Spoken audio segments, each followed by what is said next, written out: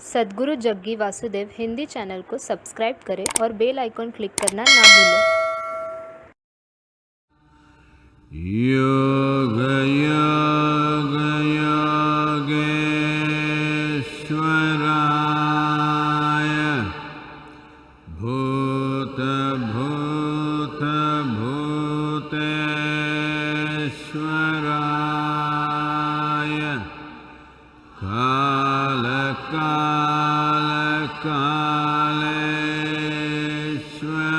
कालेश्वराय शिव शिव सर्वेश्वराय शम्भो शम्भो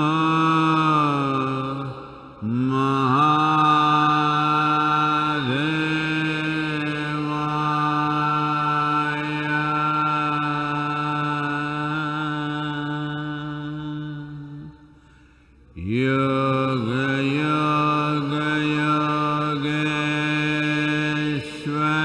योगेश्वराय भूत भूत भूतेश्वराय काल काल कालेश्वराय शिव शिव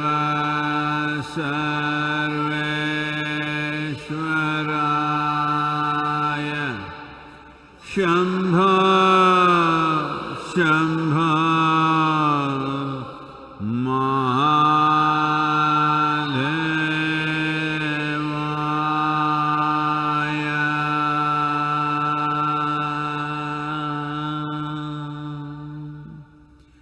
योग योग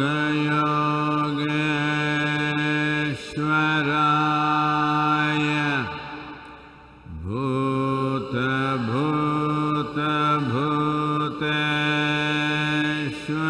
भूतेश्वराय काल काल कालेश्वराय शिव शिव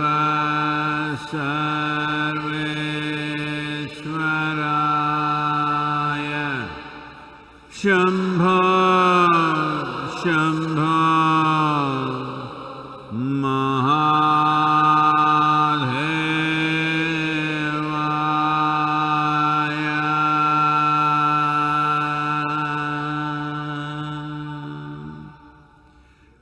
योग योग योगेश्वराय भूत भूत भूतेश्वराय काल काल कालेश्वराय शिव शिव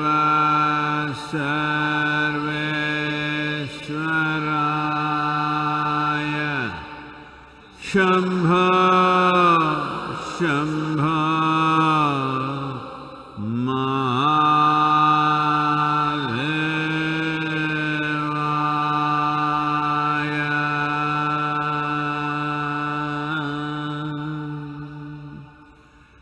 योग योग योगेश्वराय भूत भूत भूतेश्वराय काल काल कालेश्वराय शिव शिव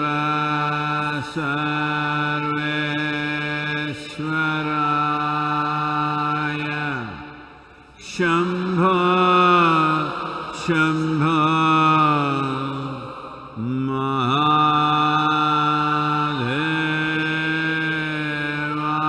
महादेवाय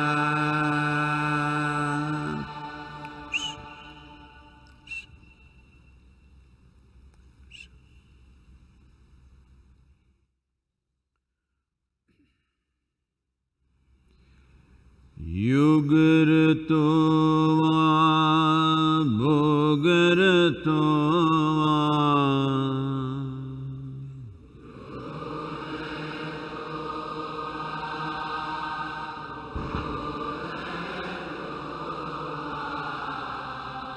संगरतो वा संगविहीनः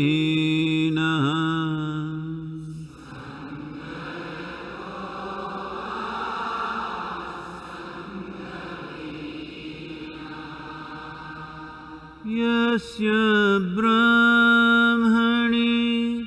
रमते चित्तम्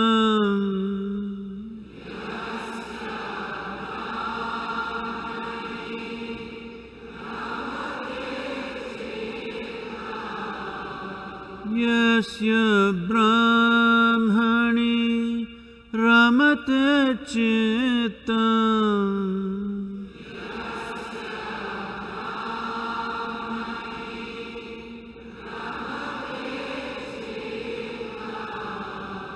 नन्दति नन्दति नन्दते वा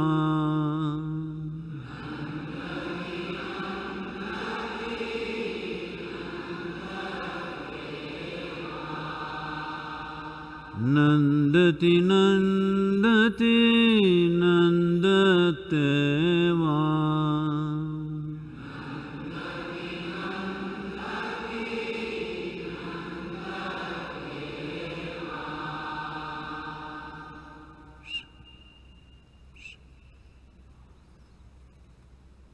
नमस्कारम सभी को नमस्कारम।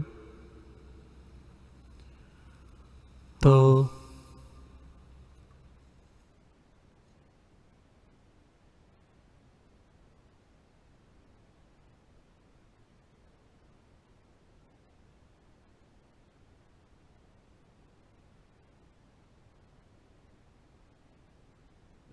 दुनिया में वायरस से इन्फेक्टेड लोगों की संख्या 10 लाख को पार कर गई है। 54,000 से ज्यादा मौतें,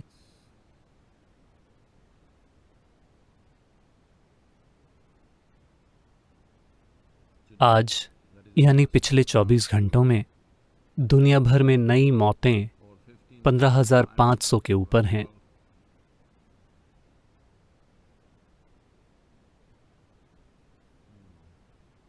अमेरिका में 2.5 लाख से ज्यादा लोग इन्फेक्टेड हो गए हैं। 6,000 से ज्यादा मर चुके हैं। स्पेन में 11,000 से ज्यादा मौतें हो चुकी हैं। इटली 14,000, जर्मनी लगभग 1,100, चीन 3,300, फ्रांस, ईरान, यूके 3,000 के पास पहुंच रहा है। भारत में ये 72 है, जो हमारे देश के साइज के लिए बहुत संतोषजनक है। इसके लिए उन सब उपायों का धन्यवाद करना होगा जो इसे करने के लिए किए जा रहे हैं।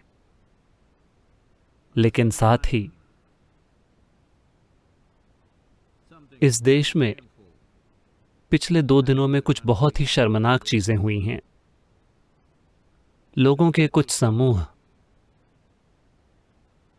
उन डॉक्टरों और मेडिकल स्टाफ पर हमला कर रहे हैं जो उनका इलाज करने गए थे, क्योंकि उनकी अपनी ही विश्वास प्रणालियां हैं। तो एक ऐसे समय में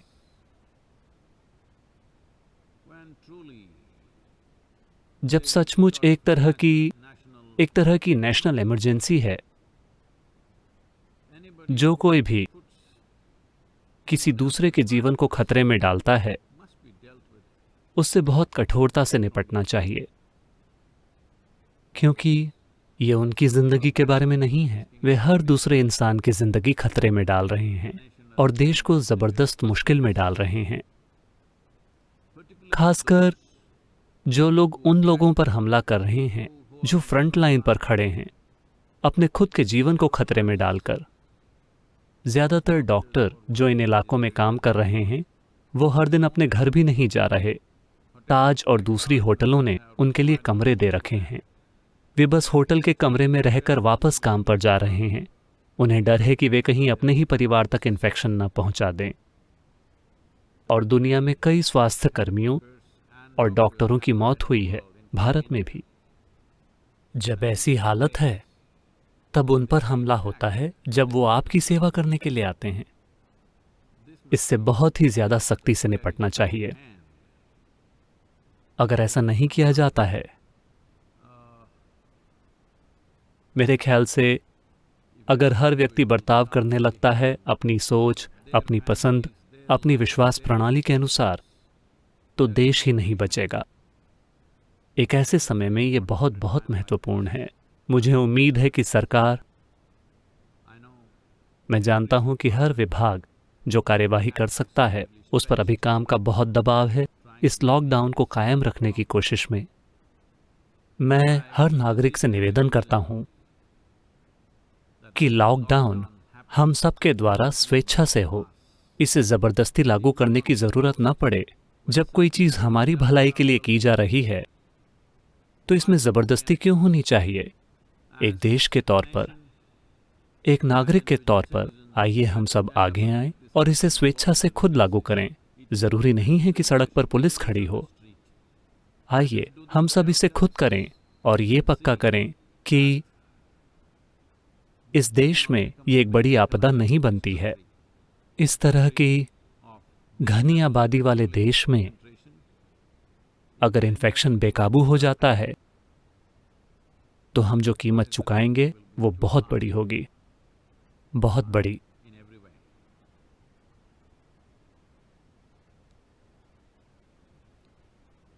तो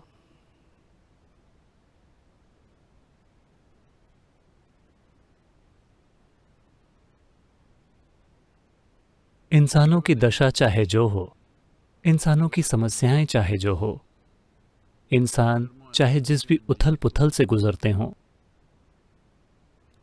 प्रकृति और जीवन उसी तरह से काम करते रहते हैं।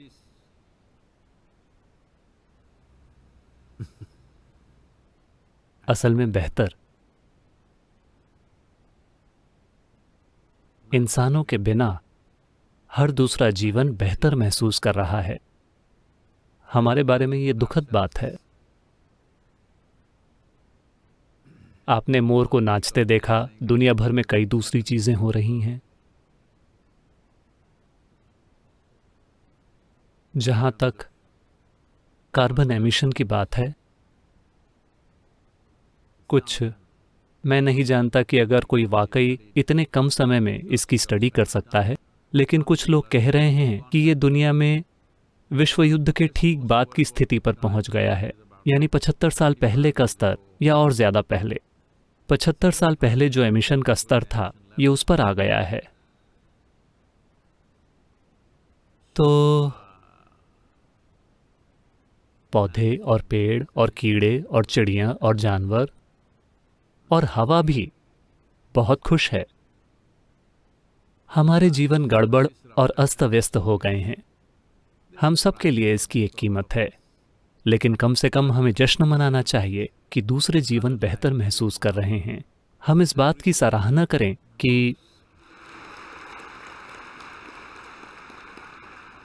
ये सारे जीवन जो हमारे कारण कष्ट झेल रहे थे, इन 3, 4, 5 हफ्तों में जितने भी हफ्ते हों, वे बहुत अच्छा महसूस कर रहे हैं। हमें कम से कम उनकी खुशहाली का जश्न मनाना चाहिए।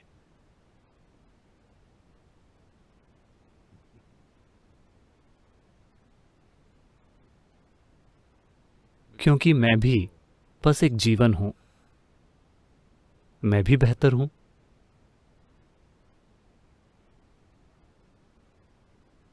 तो आपके लिए एक छोटी सी कविता। इसका नाम है प्रफुल्लित। आप खुद ही इसे पढ़ना चाहेंगे या मैं इसे आपके लिए पढ़ूं? लेटा हूं एक पेड़ की छांव पर, गर्मियों की इस तप्त दोपहरी में।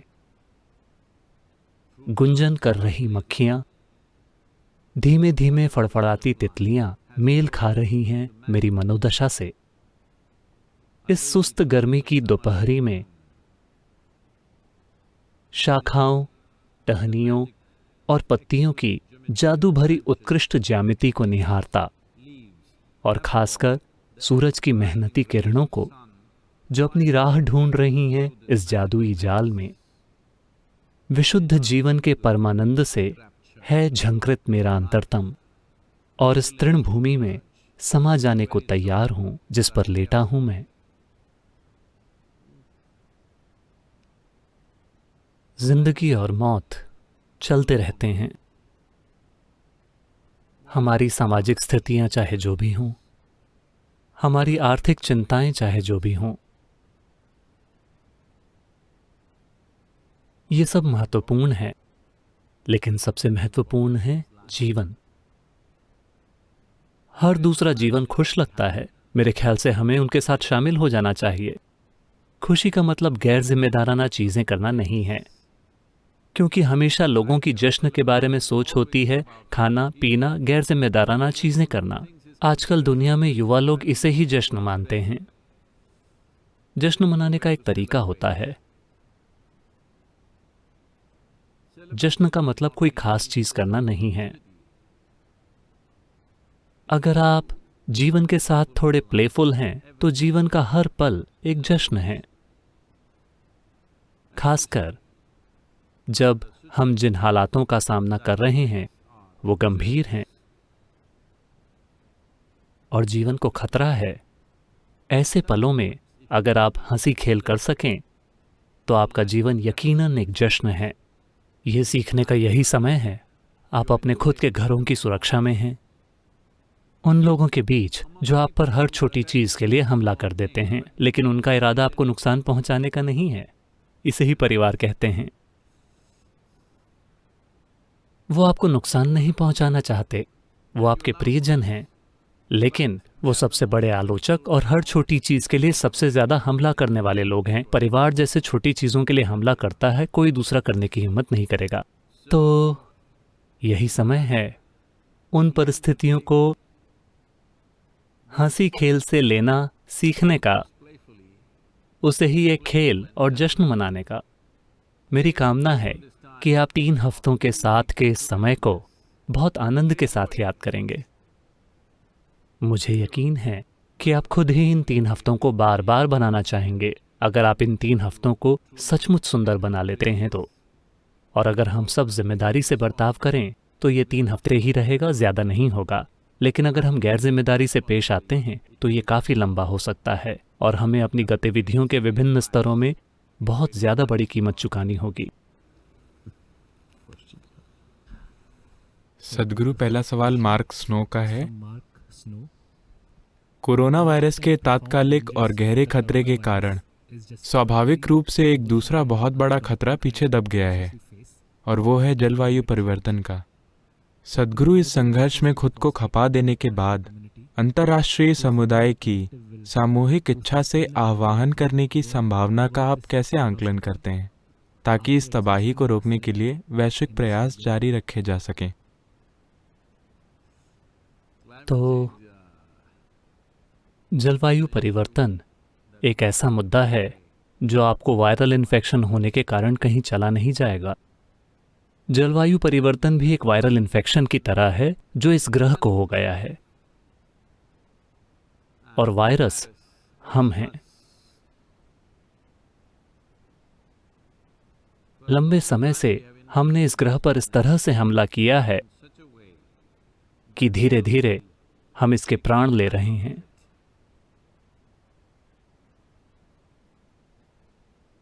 जैसे जैसे हम इतने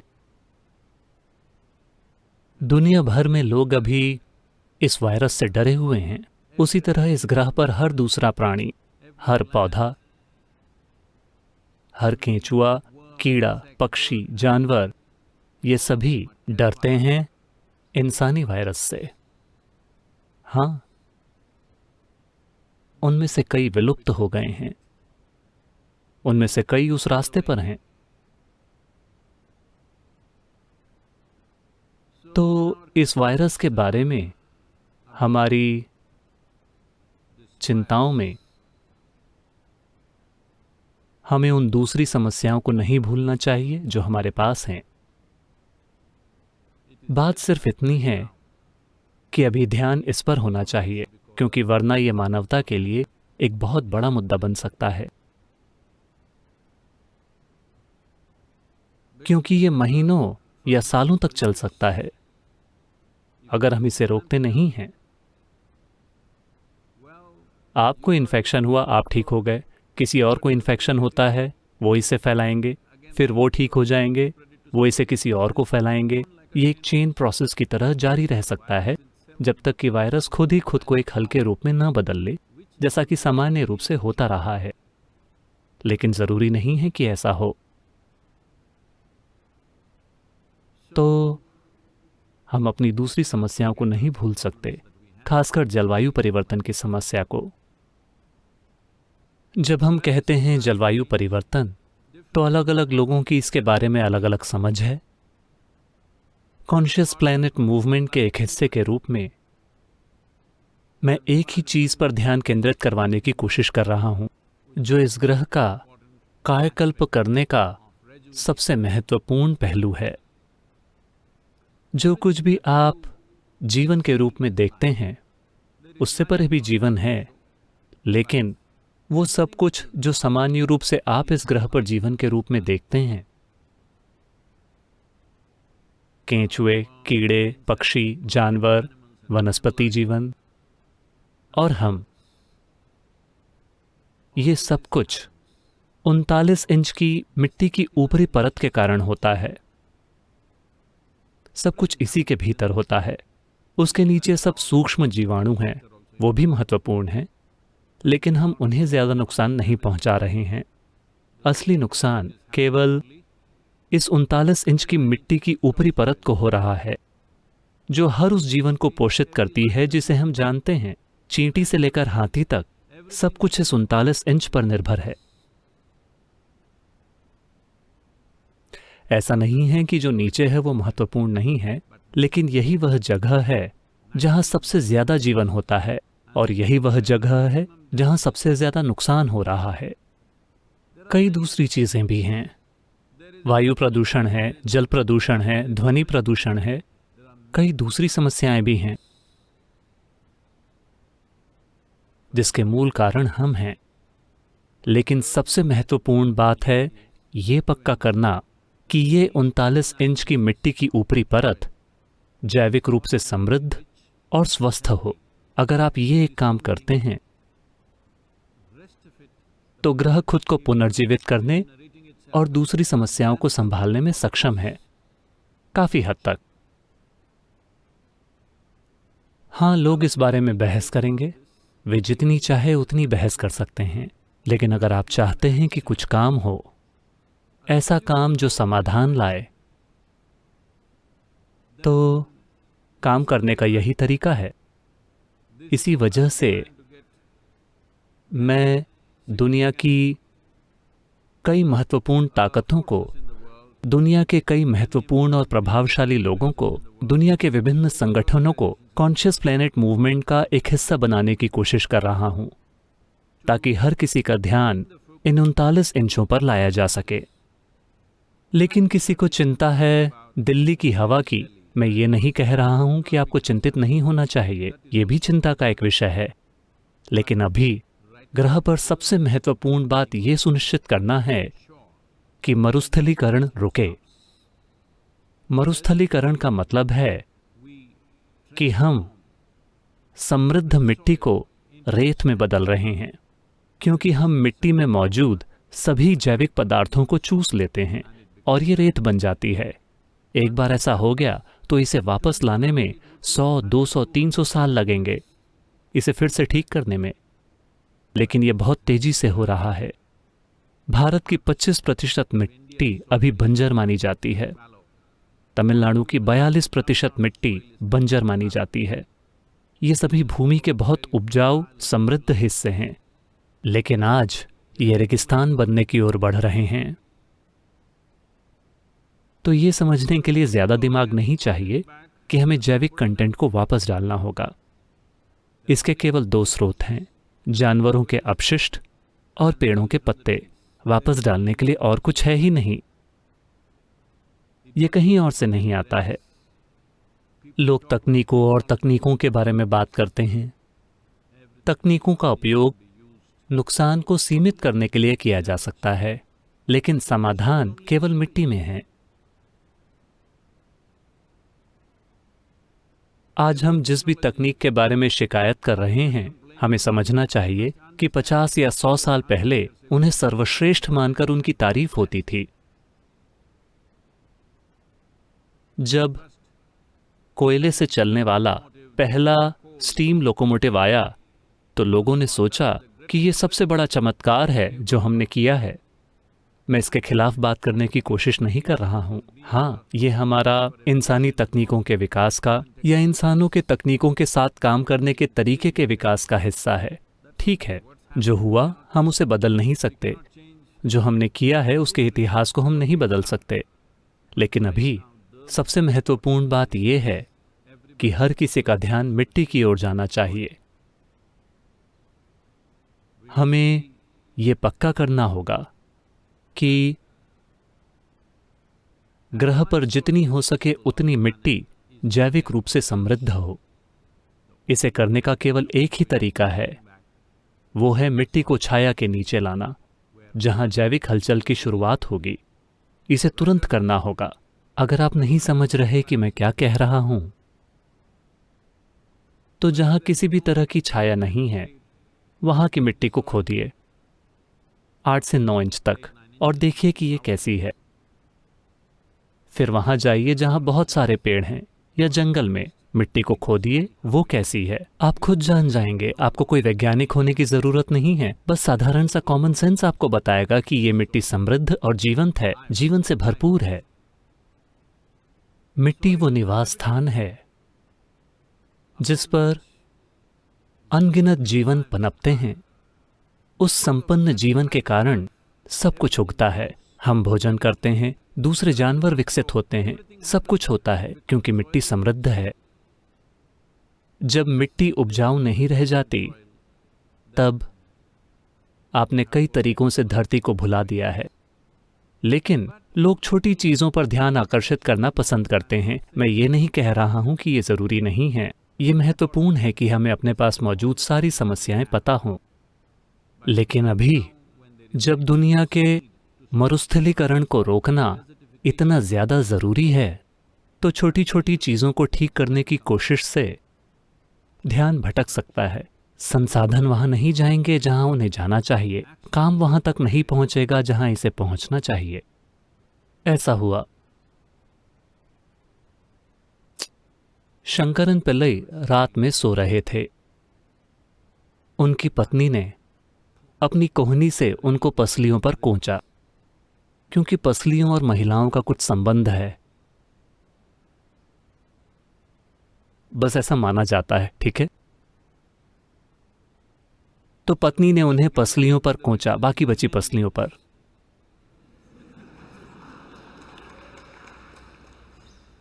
वो उठे, क्या हुआ क्या हुआ? पत्नी ने कहा, मैंने दरवाजे के चरचराने की आवाज सुनी। हाँ ठीक है, सो गए। फिर से, अब ठोकते हुए, कोंचते हुए नहीं, पसलियों को ठोकते हुए। मैं कह रही हूं, मुझे फिर से आवाज आई, दरवाजा चरचरा रहा है। तुम चाहती हो कि मैं अभी जाके उसमें तेल डालूं?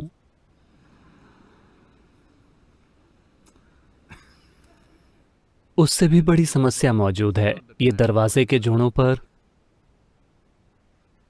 तेल डालने का समय नहीं है। उससे भी बहुत बड़ी समस्या मौजूद है। इस समय सबसे बड़ी समस्या है मिट्टी की दुर्दशा। हाँ, हवा में कार्बन है। वैसे वे आपको बता रहे हैं कि केवल 1 हफ्ते के लॉकडाउन में ये लगभग चला गया है, सब कुछ ठीक है। तो वो चीजें खुद को बहुत जल्दी ठीक कर लेंगी। लेकिन अगर आप मिट्टी को नुकसान पहुंचाते हैं तो 100 साल या 200 साल लग जाएंगे इसे वापस लाने में। तो आप मिट्टी की ऊपरी परत को नुकसान पहुंचाकर ये नहीं सोच सकते कि हम हवा को शुद्ध करके अच्छे से जिएंगे। नहीं, आप मिट्टी की ऊपरी परत को नुकसान पहुंचाकर ये नहीं सोच सकते कि दुनिया में पर्याप्त पानी होगा। नहीं, ये कहीं होगा, लेकिन आपके लिए उपलब्ध नहीं होगा। अगर आप वास्तव में धरती और उसके संतुलन को खराब नहीं करना चाहते,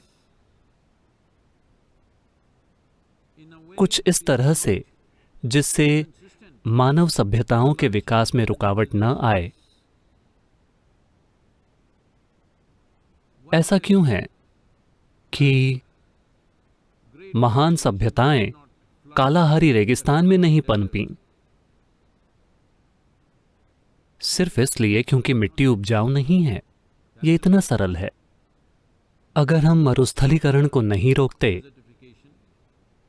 अगर हम मिट्टी की गुणवत्ता को गिरने से नहीं रोकते, तो ऐसा नहीं है कि धरती कहीं चली जाएगी। ये इंसानों के रहने के लिए अनुकूल नहीं रह जाएगी।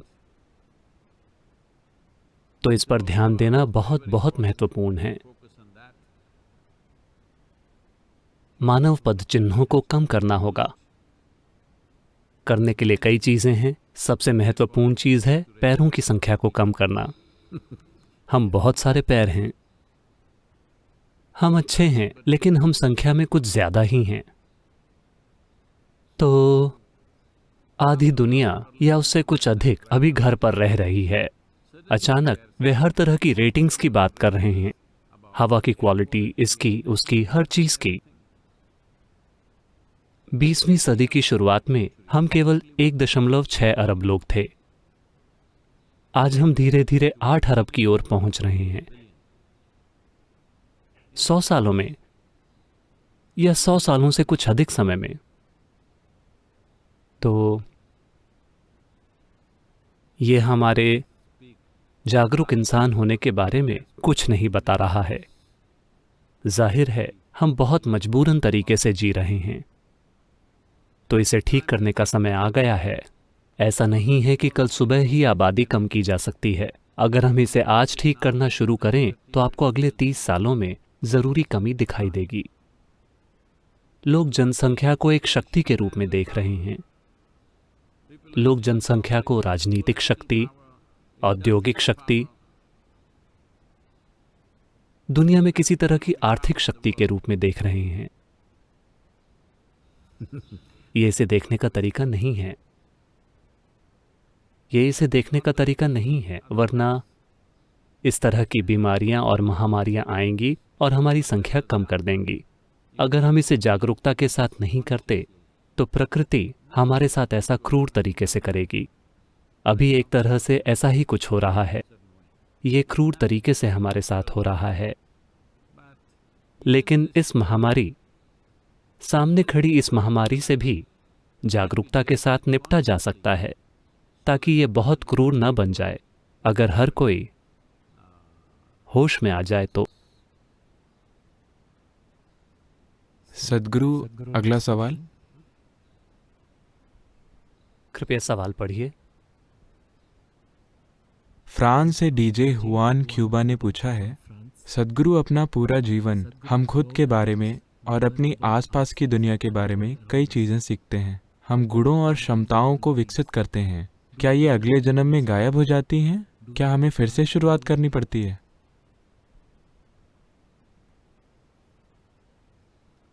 आपके पास अपना डीजे का हुनर अगले जन्म में भी होगा या नहीं, क्या यही सवाल है?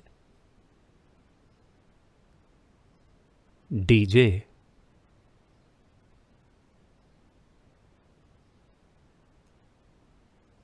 वो फ्रांस से हैं, ठीक है। मुझे यकीन है कि आप एक चुटकुला सुन सकते हैं। एक दिन एक फ्रेंच डीजे लोकल ट्रेन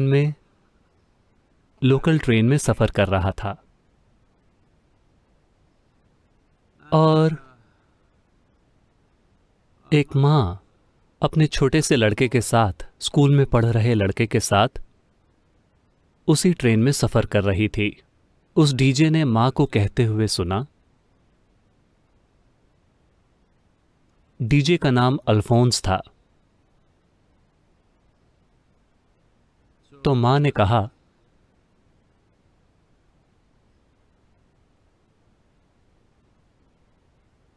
तुम्हें आज अपना होमवर्क करना होगा, या फिर क्या तुम अल्फोंस शो सुनना पसंद करोगे?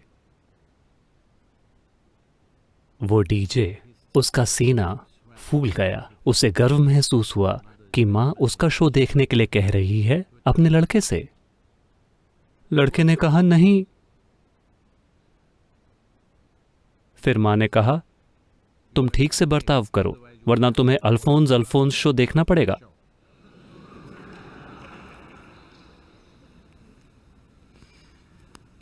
तो जो हुनर आप अभी इकट्ठा करते हैं, क्या वो मेरे अगले जन्म में भी रहेगा?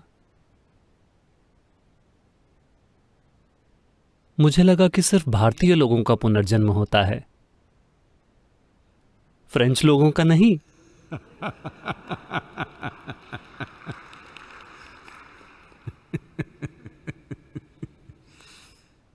कृपया इस तरह की बातें सोचने में मत उलझिए। सबसे पहली और महत्वपूर्ण बात यह है कि आप अपने जीवन में अपना समय, अपनी सोच, अपनी भावना और अपनी ऊर्जा किसी भी ऐसी चीज में मत लगाइए जो आपके अनुभव में नहीं है। इसका मतलब यह है कि अगर आप अपनी सोच और भावना किसी ऐसी चीज में लगाते हैं जो अभी आपके अनुभव में नहीं है, तो आप भ्रम की अवस्था में चले जाएंगे। आप अपनी अगली जिंदगी को जीना शुरू कर देंगे, जबकि आपने ये जिंदगी ही ठीक से नहीं जी है। फिर मैं एक आध्यात्मिक साधक कैसे बनूं? आध्यात्मिक साधना का अर्थ है कि आप अभी जहां हैं, मान लीजिए कि आप यहां इस परिसर में हैं और आप कुछ ऐसा देखना चाहते हैं जो बाहर कहीं दूर है। यहां बैठकर उसके बारे में सोचने का कोई फायदा नहीं है। आप जाकर सबसे ऊंचे पेड़ पर चढ़ जाइए और देखिए, आप थोड़ा बेहतर देख पाएंगे। और अगर आप पेड़ पर काफी लंबे समय तक बैठे रहें तो पेड़ भी थोड़ा लंबा हो जाता है, तो आप और भी बेहतर देख पाएंगे। तो आप एक आध्यात्मिक साधक के रूप में बस यही कीजिए। आप जहां कहीं भी हैं, आप देखिए कि वहां से अगला कदम क्या है। आप अंतिम कदम के बारे में मत सोचिए, क्योंकि आप भ्रम में पड़ जाएंगे। ज्यादातर धर्मों के साथ बस यही हुआ है। हर कोई जाने के लिए किसी दूसरी जगह के बारे में सोच रहा है, इस जगह को पूरी तरह तबाह करके किसी दूसरी जगह जाना, जहां शुरुआती स्तर की चीजें मिलती हैं, तुच्छ चीजें। जिस तरह से विभिन्न धर्मों में स्वर्ग का वर्णन किया गया है, मुझे यह बात बिल्कुल साफ है कि मैं वहां नहीं जाना चाहता, 100%। क्योंकि ऐसा लगता है कि यह किसी असभ्य पुरुष के दिमाग में बना है। महिलाओं के लिए कोई जगह नहीं है। इस्तेमाल की चीज होने के अलावा महिलाओं के लिए कोई जगह नहीं है, क्योंकि ये सभी चीजें विकृत पुरुषों के दिमाग में बनी हैं। वे सभी चीजें जिनसे वो यहां वंचित हैं, वे बड़ी मात्रा में उन चीजों की कल्पना वहां कर रहे हैं। महिलाओं का वास्तव में कोई रोल नहीं है। धरती आपके लिए ज्यादा अच्छी है, स्वर्ग जाने के बारे में सोचिए भी मत। मैं निश्चित रूप से वहां नहीं जा रहा हूं, योग्यता के कारण नहीं।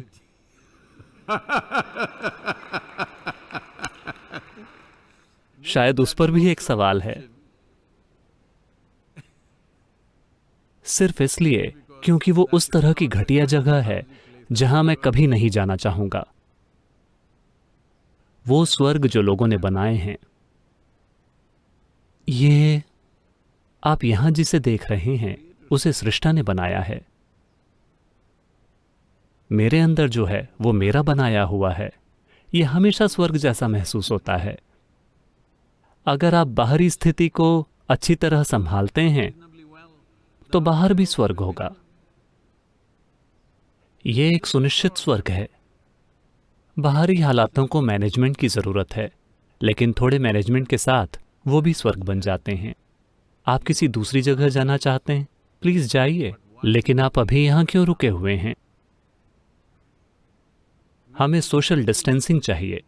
वे सभी लोग जो स्वर्ग जाना चाहते हैं, अगर वे चले जाते हैं तो ये अपने आप हो जाएगा। सोशल डिस्टेंसिंग ये अभी समय की मांग है। तो अल्फोंस, उनका नाम क्या है? उनका नाम अल्फोंस नहीं है। हाँ? क्यूबा। ठीक है,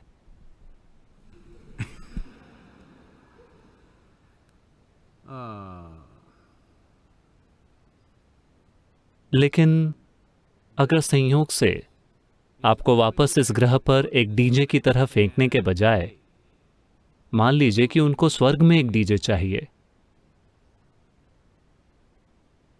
तो आप वहां जाइए।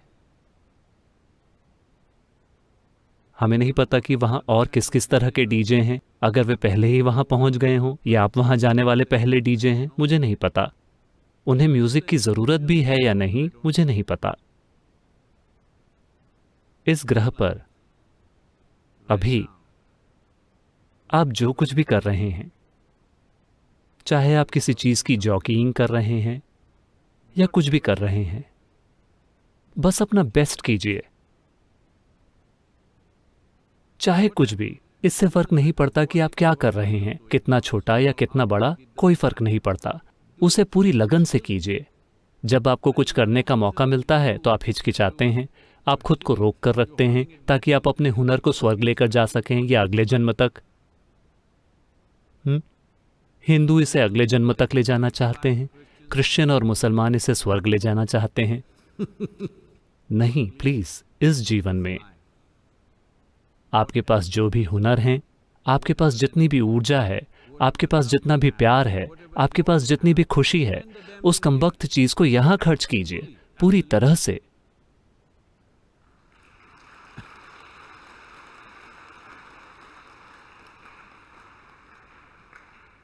ऐसा हुआ। अभी यूके इस वायरस के अटैक में फंसा हुआ है।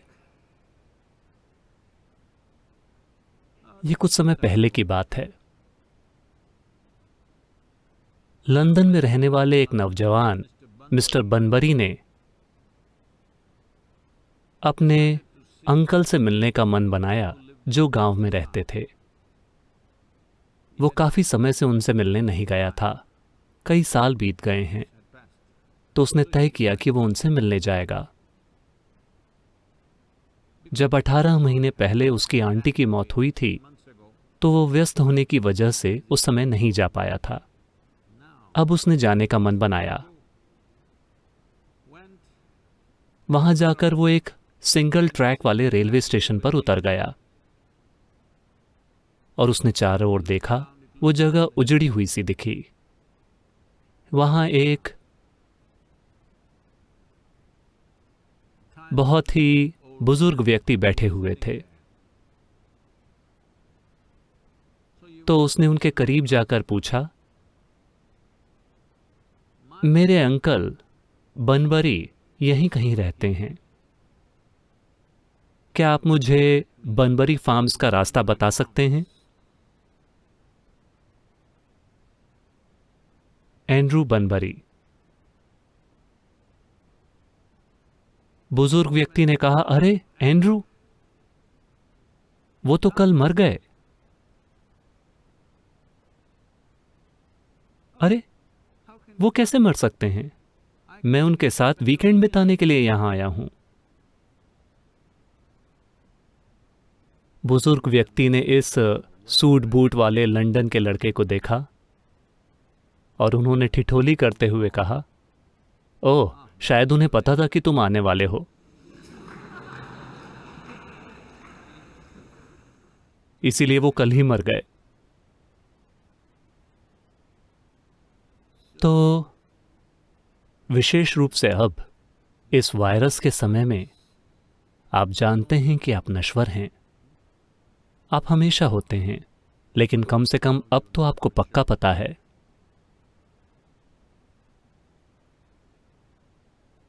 तो आपके पास जो कुछ भी है, आपके पास जो कुछ भी है, आपके हुनर, आपका प्यार, आपकी खुशी, आपकी प्रतिभा, कृपया उसे अभी दिखाइए। कुछ करने की आपकी क्षमता, उसे अभी दिखाइए। इसे दूसरे जीवन में ले जाने की कोशिश मत कीजिए। किसे पता, शायद अगले जीवन में आप एक कॉकरोच हों। आप हंस क्यों रहे हैं? वो कह रहे हैं कि कॉकरोच एक ऐसा प्राणी है जो इस ग्रह पर 1 अरब साल से भी ज्यादा समय से जीवित है। इस बार आप एक इंसान के रूप में पैदा हुए हैं, अगली बार शायद आप वापस अपने असली रूप में चले जाएं। और मैं कह रहा हूं कि डीजे का हुनर शायद काम ना आए। तो इसे अभी कीजिए और अच्छे से कीजिए। आप जो भी काम कर रहे हैं उसमें खुद को पूरी तरह से झोंक दीजिए, पूरी तरह से, क्योंकि जीवन इसी में है, भागीदारी में। जीवन इसके साथ आपकी भागीदारी में है। जहां भागीदारी नहीं है वहां जीवन भी नहीं है।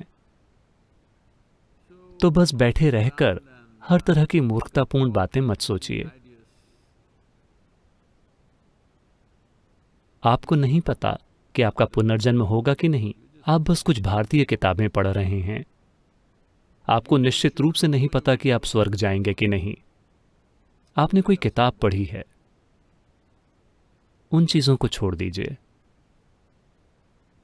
अपनी सभी 5 इंद्रियों को खोलिए और जीवन को महसूस कीजिए। ये क्या कहता है? बस वही कीजिए। ये कहता है कि आपको जीना है, जीना है और पूरी तरह से जीना है।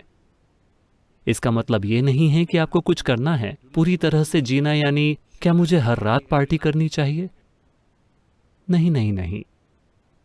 पूरी तरह से जीना यानी हर उस संभावना को खोजना जिसे जीवन ने इस इंसान के लिए रख रखा है। हर वो संभावना जो इस जीवन में है, आपको उसे खोजना चाहिए। यही पूरी तरह से जीना है। अब लेकिन सद्गुरु, अभी तो लॉकडाउन है, मैं कैसे जीऊं? मैं चाहता हूं कि आप जानें, और मैं आपको बस याद दिला रहा हूं कि जीवन सिर्फ आपके भीतर होता है। जो चीजें आपको लगती हैं कि आपके चारों ओर हो रही हैं, वो बस एक भ्रम है। कोई यहां बैठा है, आपको लगता है कि आप उन्हें देख रहे हैं। नहीं, बस इतना है कि रोशनी उन पर गिरती है, रिफ्लेक्ट होती है, रिफ्रैक्ट होती है, और आपके रेटिना पर उल्टा चित्र बनता है। आप उसी को देख रहे हैं। आप यहां किसी चीज को नहीं देख रहे। जीवन का हर अनुभव, देखना, सूंघना, स्वाद चखना, छूना, विचार, भावना, खुशी, दुख, पीड़ा, परमानंद, दर्द, सुख, सब कुछ आपके भीतर हो रहा है। आप जितने ज्यादा जीवंत होते जाते हैं, आप उतने ही भीतर की ओर मुड़ जाते हैं। बाहरी गतिविधि बस एक अभिव्यक्ति है।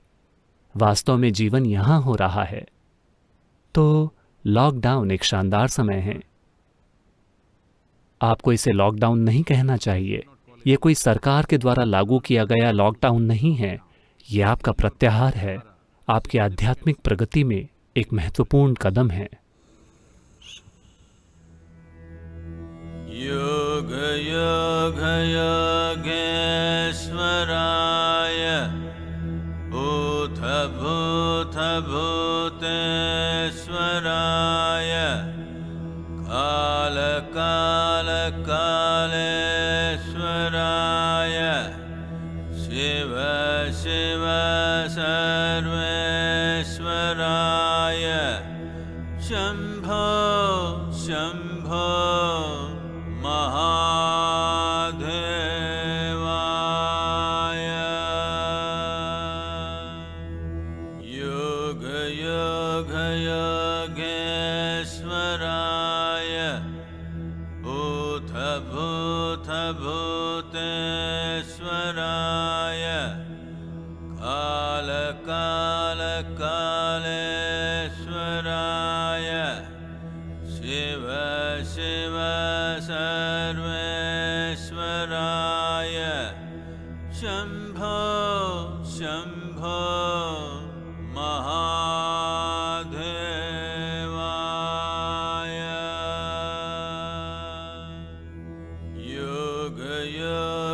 योगेश्वराय भूतभूतभूतेश्वराय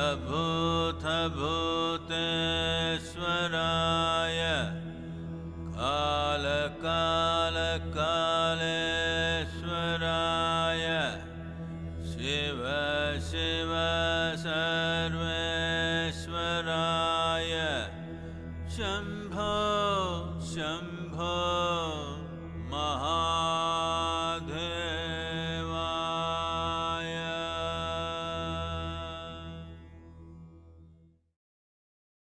सद्गुरु जग्गी वासुदेव हिंदी चैनल को सब्सक्राइब करें और बेल आइकॉन क्लिक करना ना भूलें।